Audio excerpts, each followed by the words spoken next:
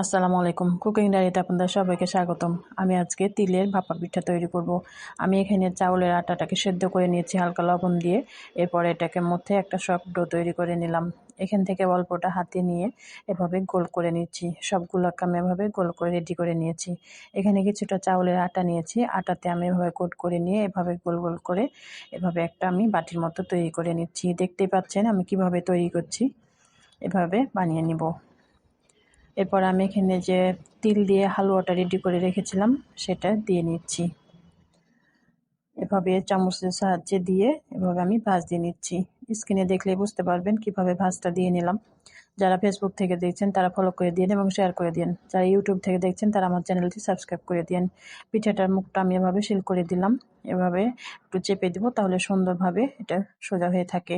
সবগুলোকে এভাবে রেডি করে নিয়েছি। এখানে আমি রাইস কুকারে পানি গরম করে নিয়েছি। এবার রাইস কুকারে স্ট্যান্ডারটা উপরে দিয়ে হালকা তেল দিয়ে ব্রাশ করে নিচ্ছি। এতে করে পিঠাটা লেগে যাবে না, উঠানোর সময় ঠিক মতো উঠে যাবে। ব্রাশ করে নেওয়ার পর আমি একে একে পিঠাগুলো দিয়ে নিচ্ছি। আমার পিঠাটা কেমন হয়েছে অবশ্যই কমেন্ট করে জানাবেন। ভালো লাগলে বাসায় ট্রাই করতে পারেন। আমি এভাবে ঢেকে দিচ্ছি এবং ঢাকনার ফুটাটা বন্ধ করে দিচ্ছি। এটা আমার সেদ্ধ হয়ে গেছে, আমি এগুলোকে উঠিয়ে নিচ্ছি। আজকের মতো এখানে শেষ করছি। সবাই ভালো থাকেন। আল্লাহ হাফেজ।